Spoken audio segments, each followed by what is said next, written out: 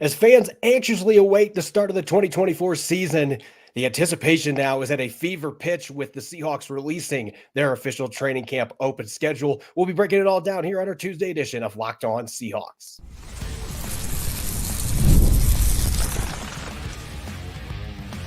You are Locked On Seahawks, your daily Seattle Seahawks podcast, part of the Locked On Podcast Network, your team every day. Greetings, 12. This is Corbin Smith, host of the Locked On Seahawks podcast, your daily Seahawks podcast, part of the Locked On Podcast Network, your team every day. Glad to be joined as always here on our Tuesday show by my co-host in crime, Rob Rang. And a special thanks to all the 12s out there, whether you're listening from Ouray, Colorado, where I happen to be right now for this show, or you are in Saskatchewan. We greatly appreciate each and every one of you for making Locked On Seahawks your first listen 5 days a week. We're less than 4 weeks away from training camp, and now we know when the Seahawks will officially open the doors of the VMAC for fans to get a first look at this year's team. Under first-year head coach Mike Macdonald will be diving into that training camp schedule. Plus, we've got our training camp preview of edge and outside linebackers, and we'll continue our 90-man countdown courtesy of our friends at FanDuel. Make every moment more as the playoffs wind down and the sport stops sporting like we want them to. But this summer, FanDuel is hooking all customers up with a boost or a bonus daily. That's right. There's something for everyone every day, all summer long. Visit FanDuel.com/lockedon to get started. Now for your lead story here on our Tuesday edition of Locked On Seahawks. We only have a little under 4 weeks until the start of training camp, but until the actual schedule is released, Rob, there's always a little bit of, I would say there's a little bit of angst because fans are really waiting to see when things are going to get started. Now we officially know the Seahawks revealing their training camp schedule. In fact, they started registration today. 8 open practices, 2 others that will be for season ticket holders and their guests. And certainly this is an exciting time of year for Seahawks fans because now they get to know when they're going to get that first opportunity to be on the berm and get to see their team for the first time this year. Yeah, like you said, Corbin, 10 different opportunities for fans to get to see the Seahawks in action before the regular season takes place, or before even the preseason games take place. And that is one of the things that I think that the fans are going to be most eagerly anticipating is the opportunity to see the Seahawks in a possible game situation. Pete Carroll, of course, had a scrimmage. The Seahawks are now calling a football fest that is going to be on August 3rd at Lumen Field. Every other opportunity is going to be at the VMAC. You mentioned that the 2 days that are going to be available only to season ticket holders. There's also 2 days that are going to be specifically for kids, where they're going to be highlighting the young people. There's going to be a back-together weekend of back-to-back practices that's going to feature live music. So, throw out that narrative that now that Mike Macdonald is the head coach and Pete Carroll is out, that it's not going to be any fun at the training camp. But there's even speculation by some out there that the Seahawks were no longer going to have training camp open to fans. In fact, the Seahawks are going all in on this and very much trying to, rekindle the passion of the Seahawks fans out there that are looking for a return to the playoffs. And I think that excitement is at a fever pitch, as you said, because everybody wants to see what Mike Macdonald and his mostly college staff are going to be able to bring the Seahawks in 2024. And I know from speaking with people around the team, the last couple of years, yeah, they've still had good attendance for these training camp practices, but it wasn't anywhere near what it was during the Legion of Boom era. And it's understandable. The team has not been at that level competing for Super Bowls. But I think there's some excitement here with a new head coach, with a lot of new players coming in, that I think is going to draw some fans back to this experience. And as always, you're going to have to go to the landing down in Renton, and they will bus fans up to the VMAC. There's not parking at the VMAC. They do not let fans just come up there, especially with the construction that's across the street right now. They're not going to be doing that. But you go down to the landing, it's $15 that you have to pay for your ticket, and that's just for the payment for the fuel that they're going to have with the buses going back and forth. So $15 registration for each training camp practice, 8 of them that are open to all fans. There's 2 that are season ticket holders. So those are going to go quickly. I would anticipate they're going to go fast, maybe not 2014 fast, but if you're wanting to get to training camp, make sure that you visit their website, Seahawks.com, and they've got the training camp page on there, and you can get tickets. And I think you can go to multiple training camps. It used to be limit to 1, but not quite the same hoopla that there was 7 or 8 years ago. So plenty of opportunities for fans who have the time and want to go out and see the team. I will add this as well, a big change from the past, Rob, and this is where Pete Carroll and Mike Macdonald, maybe the biggest difference in their training camps right now. Mike Macdonald and the new Seahawks staff, they are implementing a no recording with cell phones or camera policy during practice. And during the Pete Carroll era, you could see fans in the berm that were shooting video all the time. That is not going to be happening. And from my understanding, there's going to be people that are going to be enforcing this policy. So if you want to stay on the berm, make sure you keep your phone put away, because the Seahawks are prohibiting that. You can use it before and after practice if you want to take pictures of the players. You'll have autograph opportunities, still a lot of the fun stuff, but make sure that you have that cell phone put away, which I know is difficult for people in 2024. Yeah, it absolutely is. I think that's going to be a significant challenge for a lot of fans out there. And again, I wanted to kind of mention that Fan Fest, or the Football Fest, on August 3rd. That is such a cool opportunity, of course, to kind of see the Seahawks back at Lumen Field. And of course, there's just so much more seating availability at Lumen Field than there is at VMAC. So again, I would encourage any Seahawks fans that want to be able to see real football at a bargain basement price to take advantage of the August 3rd opportunity, as well as all of training camp. Corbin, you know that the seats can get pretty pricey. And so to be able to attend a training camp, it's just a much more intimate setting. There is a lot of the players that do, after practice ends, go down the line and basically sign autographs and pose for pictures. So for the hardcore Seahawks fans out there, and thank you so much to all of you, as Corbin often says for us, it is really a very cool opportunity that I think that you, your friends, your family members will enjoy, especially when the weather is as beautiful as it has been here in the Pacific Northwest over these last couple of weeks. Yeah, I think there's still going to be plenty of excitement. And as I said, there might be more excitement now than what there has been in recent years. I mean, it used to be 7 or 8 years ago, Rob, you know this from our experiences being in the media, being on the field, that you used to look over and you didn't know there was grass on the berm because there was just so many humans there. And the last few years, that has not been the case. So I anticipate that we're going to see it trending back the other direction, just because it is a new era. There's a newfound excitement around this football team. And with all the newness of the coaching staff, there's going to be a lot of fans that want to come out and see it. So again, if you want to go to training camp, I would get on that quickly to see if you can register for one of those dates so you can get out and you can see the Seahawks on the practice field. And just make sure that you keep your cell phone put away during practice so that you don't get kicked out of the facility. That would not be a good situation. But anyway, when we come back, we are going to be taking a look at the edge and outside linebacker group. Going to be doing that for our training camp preview. That'll be coming up next here on our Tuesday edition of Locked On Seahawks. This episode is brought your way by FanDuel. Summertime means baseball. And really right now, that's all it is. Stanley Cup final over. NBA finals are over, but you got tons of baseball and much more. You can bet on it all on FanDuel. Right now, new customers get $200 in bonus bets guaranteed. That's $200, win or lose. Who's going to be the first pick in the upcoming NBA draft? The Atlanta Hawks were the lucky ones that won the lottery. They get the first pick. Does Aaron Judge have another home run coming for the Yankees? It seems like he's been hitting one every night. And who is going to be scoring the most points in the WNBA this weekend? You can bet on it all on an app that is safe, secure, and easy to use. So what are you waiting for? Visit FanDuel.com/lockedon and add a big win to your summer bucket list. FanDuel, America's #1 sportsbook.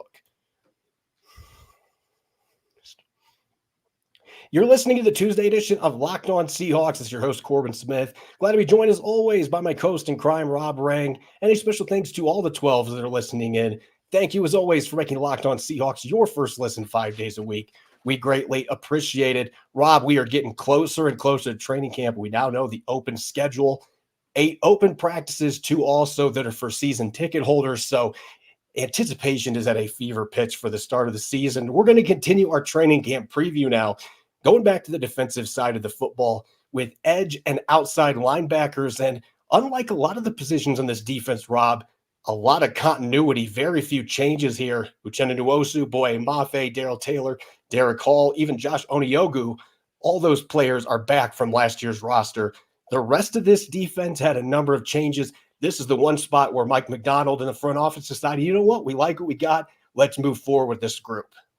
Yeah, there was basically 6 edge rushers from the roster currently or excuse me, 5 from the roster currently who made the Seahawks roster a year ago. They're the top guys as you expect: Uchenna Nwosu, Boye Mafe, Daryl Taylor, and Derek Hall. The only difference would be Tyreek Smith, of course, is no longer with the club, and Draymond Jones. We talked about him a little bit more as far as in the defensive line, but he did line up often in outside linebackers in a two-point stance during the offseason practices that I was able to witness. So I am going to mention him here briefly, but it's a unique position group in a way, Corbin, in that it's very clearly there's the top 2 guys at the top, and Uchenna Nwosu and Boye Mafe. And of course, it was a tale of 2 seasons for them. Uchenna Nwosu going down with the injury after getting only 2 sacks in 6 games a year ago, after posting a career high 9.5 and a splashy debut season with the Seahawks after signing from the LA Chargers. That was, it's fantastic 2 years ago, but then with the injury, dropped down to 2 sacks. And we talked about it so many times how the run defense as well dropped off the face of the earth once Uchenna Nwosu went down. Then on the flip side, Boye Mafe was one of the real breakout stars for the Seahawks a year ago. Also had the 9.5 sacks, 9 sacks this past season, led the Seahawks in that category, had that incredible run of 7 games in a row with the sack. But at the same time, what happened the other half of the season? And so, again, that is one of the big storylines: is are the Seahawks able to get their top 2, the dynamic duo, back to terrorizing quarterbacks off the edge? And is there going to be somebody who's going to take that next step up? Is it Derek Hall? Is it Daryl Taylor going to finally live up to his potential? That, to me, is one of the real storylines here. Then one of the biggest reasons why I think that you are going to see so many of those Seahawks fans return to VMAC and Lumen Field just to kind of get an up close and personal glimpse of the Seahawks pass rushers. Yeah, I would agree with you that this is one of the position groups where on defense, it's very clear who the top 2 dogs are. Now, you look at last year, and you mentioned the discrepancy without Uchenna Nwosu on the field. The first 5 games, the Seahawks were in the top 5 in rushing yards allowed, yards per carry, 10-plus yard runs, the fewest allowed in the NFL during that span. They had one of the best run defenses in the league. It was an incredible turnaround. He gets hurt, and then they ranked dead last in all of those categories for the last 11 games. We saw how bad that run defense was without him. So getting him back healthy from that torn pec injury a year ago, that is going to be huge for this entire defense, particularly this edge rushing group. And then Boye Mafe, he had 7 straight games of the sack, a franchise record. I mean, what a start to the season that he had last year. And then cooled off some towards the end of the year, but it was his first full season with that many reps. So I anticipate his 3rd season that we could see him take another step forward. But for this group to really reach their potential, as you mentioned, Draymond Jones getting more snaps off the edge, I think, is going to be beneficial for this group because he did play pretty well there the second half of the season. His pass rushing numbers, he had a pass rush win rate almost 5% higher when he was off the edge. And I think that he's built to be a little better run defender there. But can you get consistent play out of Daryl Taylor? Because that has been a struggle for him throughout his career. You see flashes of elite pass rushing ability, and then he disappears for 3 games. And we know the issues with run defense. Is he finally going to be able to buy into that part of the game in Mike Macdonald's defense? If he doesn't, he might not be on the roster when we get to early September. There's going to be some competition there. And I think we also have to mention the name Nelson Caesar. Put him with Derek Hall, the undrafted rookie out of Houston. Both those players have shown to be better run defenders in college, now coming into the NFL. That is going to put some pressure on Daryl Taylor, who I don't think is going to be able to stick on the roster just being a one-trick pony at this point. He is going to have to prove himself as a better all-around player, or Mike Macdonald's going to say, hey, I need guys that are going to buy into playing run defense and rushing the passer. So Daryl Taylor is really the wild card here just because we have never seen that consistency from him. We have not seen that consistency from him. You're absolutely right. And yet he is a dynamic enough pass rusher, Corbin, that I do believe that he could make this roster just being a specialist. The reality is that Daryl Taylor has played in 49 games, according to Pro Football Reference, I should say, 49 games over the last 3 seasons in Seattle. And during that time, he's only started 13 of them. And he is probably the edge rusher, or perhaps even the defender, maybe even the player that a lot of Seahawks fans are the most frustrated with. But during those 13 starts and 49 games, he also has 21 and a half sacks for the Seahawks, which is far and away the most of anybody in Seattle during that 3-year stretch. And so I think that that's important to remember as well. He's shown the ability to be an impact edge rusher, but as you said, he also has shown just maddening inconsistency, power, focus, awareness in the running game. And so it is frustrating. I think that it's interesting how different that he is, Daryl Taylor is, to Derek Hall. Derek Hall didn't have a single sack a year ago, despite being a second-round pick, a much ballyhooed one out of the SEC, just like Daryl Taylor a couple of years ago. But Derek Hall is a much stouter, more physical player. Didn't have a single sack last year, but I think some people might be surprised that he had 38 tackles, including 3 tackles for loss a year ago his rookie season. So he was far from a wash. So again, I think that the Seahawks have a sleek, speed rushing edge guy in Daryl Taylor. They've got a more powerful guy in Derek Hall. To me, one of the real storylines here is Josh Onuogo going to be able to take that next step? We mentioned about Draymond Jones before. To me, the real storyline is, can the two superstars, Mafe and Nwosu, really take that next step and put Seahawks to the precipice of the NFC in terms of pass rush? And can Seattle replicate the wave of pass rush that Mike Macdonald helped create in Baltimore? And so to me, again, the storyline is not only the superstars, but who is going to get that 5th or 6th spot? Josh Onuogo, Sonny Anderson, you mentioned Nelson Caesar. To me, those 3 players are basically fighting for one spot. And so again, for those fans that are going to be there watching in person, I would argue that you really should be watching those last 3 as much as you're watching the top 2. And I'm glad that you mentioned Odiogu, because before his elbow injury that he suffered early in training camp last year that put him on injured reserve, you have to remember that he actually made the roster as an undrafted rookie out of Framingham State, which is a Division III school, a tiny college. He made the active roster. He was cut a couple days later, but that was how concerned they were that somebody else was going to pick him up off waivers. So they waited a couple days, were able to get him the practice squad. He dressed for a game against the Tampa Bay Buccaneers in Germany. So he got some regular season action a couple years ago, and he's 255, 260 pounds, has really good burst off the line, has a prototypical 3-4 outside linebacker build, but he can play with his hand in the dirt a little bit. So maybe that's a guy we aren't talking about enough because he's healthy now and he is back in the rotation. And Nelson Caesar, a guy that put up 9.5 sacks at Houston, which led the Big 12 conference last year. He plays tough against the run as well. Even Sonny Anderson, as you mentioned, I think all of these guys that we just throw out there, Sonny Anderson was very productive at Grambling State, and he's got athleticism. He's got a motor. He's got some anger to him. He plays the game angry, sometimes a little bit beyond what he should in the field, but he is an intense competitor. So I will say that I think that at the bottom of the depth chart, you could see some really fun competitions playing out at this position.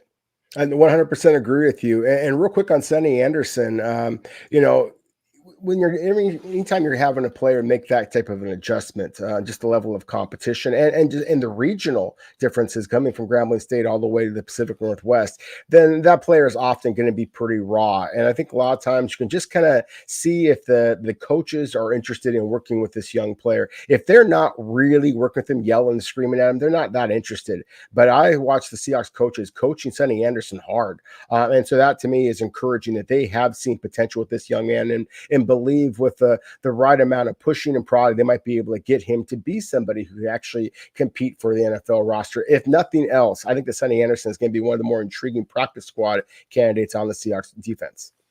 We'll see what happens once we get to camp, but there's no doubt the return of Uchenna Nwosu, that is the biggest story here because of how bad this defense played without him the last 11 games compared to when he was healthy in the lineup. Getting Draymond Jones in there involved more, I think, is going to help from a depth perspective, and certainly he's going to play some inside on passing down. It's going to be that versatile chess piece that Mike Macdonald loves, but this is one of the more intriguing groups to watch because it still feels like there's a really high ceiling, but we just haven't seen a number of guys in this position group be able to hit their potential to this point. Can Mike Macdonald, his staff, make it happen? That is going to be a key storyline when we head into training camp. Up next, we're going to continue our 90-man countdown. We are now moving on to numbers 58 through 56. We'll get to those here in a moment on our Tuesday edition of Locked On Seahawks.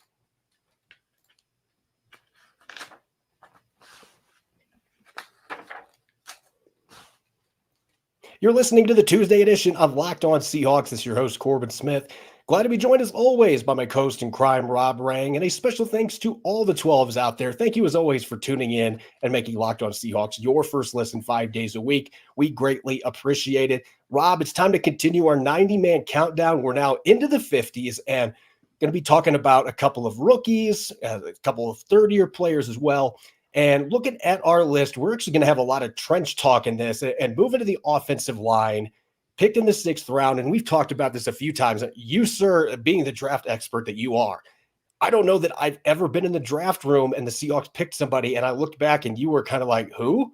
I've never seen you do that before. But Mike Jerrell, coming from Division II, Findlay College, the Oilers, that was the first time I'd ever seen that look. And of course, you got right to it trying to figure out who this kid was. And interestingly enough, I coached against him when I was in Indianapolis. So there actually was a connection there. Oddly enough, he was a tight end back then. But now Mike Jerrell is going to try to take his talents from Division II to the NFL, competing at the right tackle spot. Certainly not a guarantee to make this roster, but we know he's got elite athleticism for a tackle. He does have elite athleticism, Corbin. And, as you mentioned, you coached him a little bit, and I was remiss in not knowing his name. But to be completely honest with you, buddy, any player that I know that you've worked with, I just immediately flush from memory as quickly as I possibly can. In all seriousness, though, I mean, Mike Drell, his athleticism really is the storyline here. I mean, he would have been in the top 10 and close to the top 5 in both the bench press and the 40-yard dash at the combine had he been invited. He was not invited. 4.96 seconds in the 40-yard dash, and it was 26 repetitions in the bench press at the Findlay workout. And he did that despite having just under 34-inch arms. He's got very long arms. He's naturally powerful, naturally fast. I mean, he's got all the traits that you're looking to develop. And so I applaud the Seahawks. To me, that's what the late round selections are all about. Sure, you can select a running back, you can select a guard. I think that you got to go for those high leverage positions of edge rushers, offensive tackles, quarterbacks, certainly, and wide receivers. I mean, the way those positions get paid so incredibly well now that if you can hit a diamond in the rough who clearly has athletic tools, then why not gamble on him? And this is not a guy who is just athletic tools, just basically Willie Mays. Hey, he showed up at a workout and did well. I mean, he was the reigning offensive lineman of the year in his conference. And so, again, I think that he is somebody, Mike Jerrell. We talked before about the fact that the Seahawks do have pretty intriguing depth at offensive tackle. I don't know that anybody is more intriguing than Mike Jerrell. To me, it's not a question about could he make the practice squad. He's at minimum the practice squad.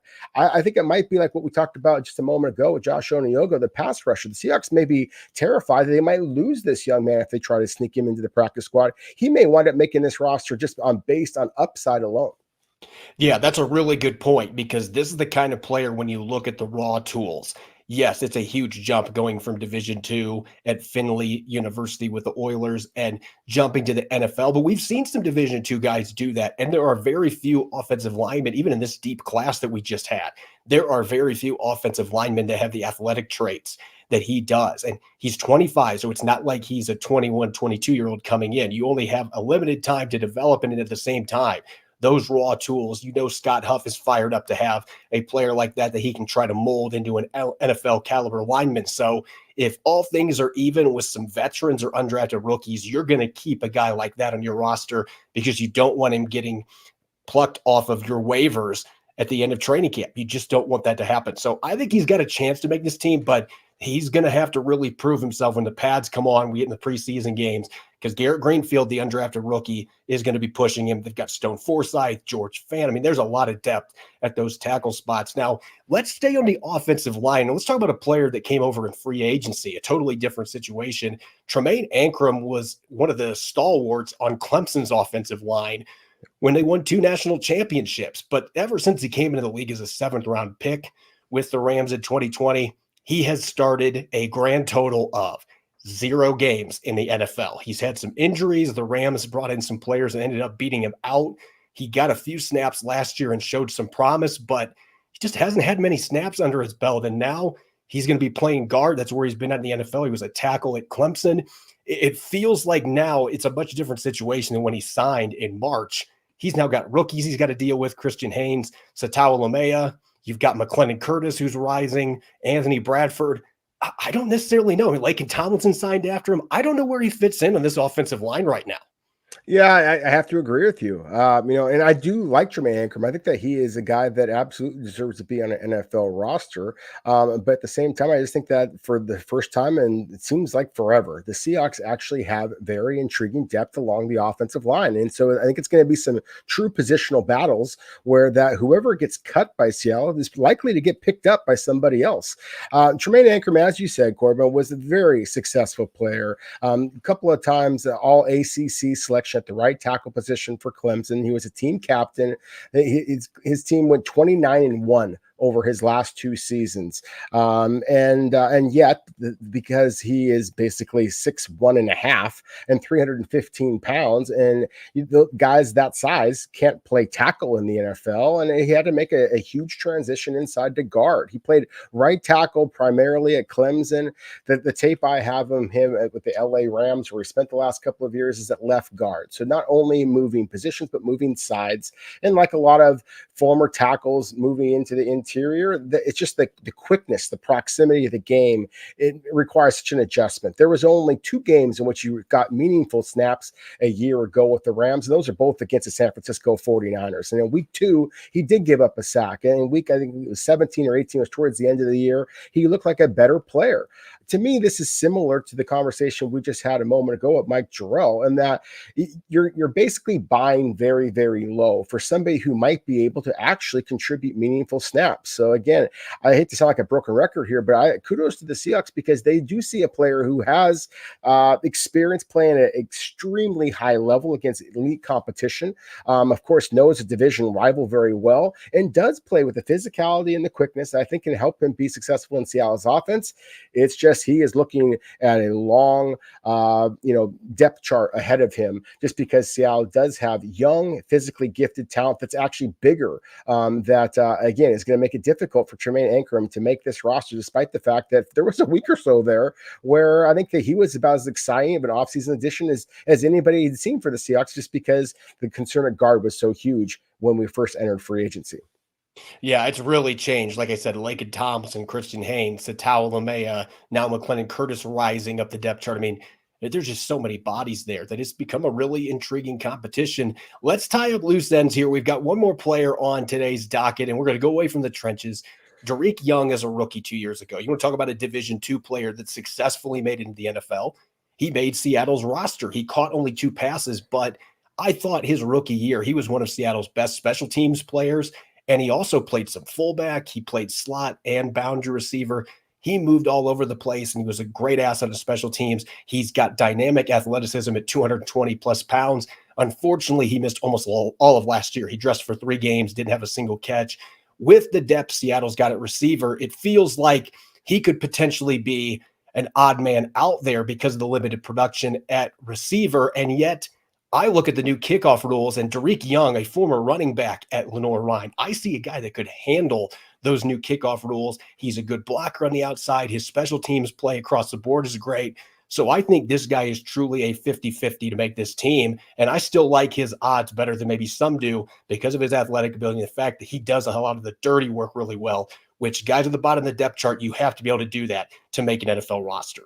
You really do. Kind of like we talked about before with the edge rushers. And I basically thought it was, 3 men fighting for one job. I have a hard time imagining a scenario in which both Laviska Shenault and Dareke Young make this team, because they're almost carbon copies of each other. And I think that Dareke Young is actually the better athlete. At least that's what the numbers suggest. I mean, he would have been in the top 10 in every category in terms of speed, in terms of the shuttle drills, the bench press, vertical jump, broad jump, of every category in this unbelievable year at wide receivers at the 2024 NFL Combine. Again, he would have been top 10 in all of those things. 4.44 in the 40-yard dash is the number that everybody likes to remember. But, I also think about the 11-3 broad jump, which is outstanding, a 6.883 cone time. To put that in perspective, that's the same exact time that Roma Dunze ran, at the Combine this year. So again, we're talking about unbelievable athlete. The Seahawks basically roll the dice on because they see a guy that has some physical traits to him. And as you said, sir, he is a very effective special teams player as well. He only had a couple of receptions, 2 receptions a couple of years ago before this past season was basically wiped out due to mostly injury and the improved depth that the Seahawks have at the wide receiver position. But he's a core 4 special teamer. He basically plays the gunner role on punts and then also lines up right next to the kicker on kickoffs. And his job is basically to, like a gunner, is to get downfield as quickly as possible and make everybody else have to adjust. So he doesn't have as many tackles as like. I think he only had 1 tackle a year ago, but he made an awful lot of plays on special teams. And you mentioned the versatility as a fullback and H-back. I mean, he's got some, 6'2", 222 pounds, just a lot of different things you can do with him. I think it is going to be interesting to see if he gets his opportunities as a kick return. It seemed logical, but I didn't see with my own eyes actually return any kicks during these the OTA practices and things like that. So I'm curious to see if he does get those opportunities. But again, the physical upside with this young man, just kind of speaks for itself. And he is still a very young player, not as young, of course, as some of the other wide receivers on Seattle's roster. But I don't know if there is a better size, speed combination athlete on their roster, other than DK Metcalf, of course, at the wide receiver position. And that's what gives Dareke Young an outside chance, a puncher's chance, I would say, of making this roster outright and certainly being a practice squad candidate if the Seahawks felt that they needed to go in that direction. As always, you can follow me on X and Threads at Corbin Smith NFL. You can follow Rob at Rob Rag. Make sure to subscribe to Locked On Seahawks on YouTube and wherever you listen to your podcast to make sure you don't miss a single episode. Coming up tomorrow, we're going to continue our training camp preview. Speaking of Dareke Young and company, we're going to be looking at the receivers heading into the 2024 season. You won't want to miss it. Enjoy the rest of your Tuesday, and thanks for listening in. Go Hawks.